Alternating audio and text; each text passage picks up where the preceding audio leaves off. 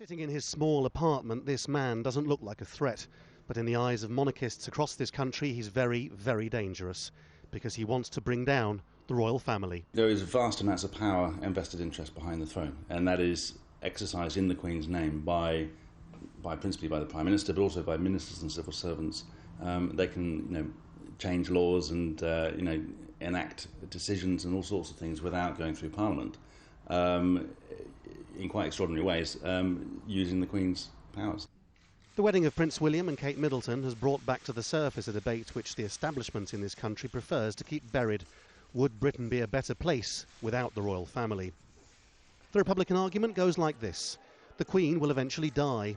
Even if she's been popular, or at least uncontroversial compared to her family, she will be succeeded by Prince Charles, who cuts a far more polarising figure.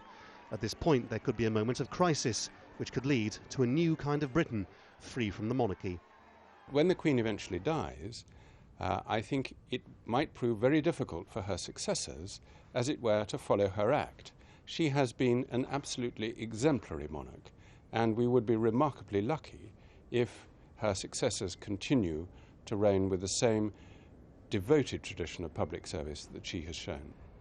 It's getting on for 400 years since Britain's one and only experiment with republicanism, the English Civil War, Oliver Cromwell, the overthrow of the monarchy.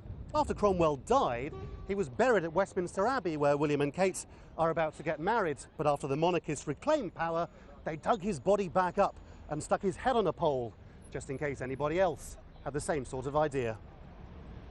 Given the unlikely event of another civil war, the Republicans hope members of Parliament might be the ones to enact laws driving the monarchy from existence. Again, it seems like entirely wishful thinking. In practical terms, it would be members of Parliament that you would push it through. So you would need, you're absolutely right, a core group of members of Parliament who are. I don't think they exist. I don't think you have a core group of MPs. It's not me, and I don't think there's a core group of MPs who are there agitating for this.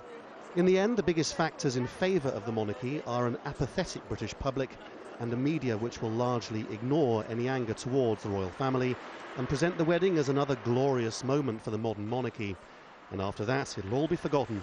Things will carry on as though they'll never change. Laurence Lee, Al Jazeera in London.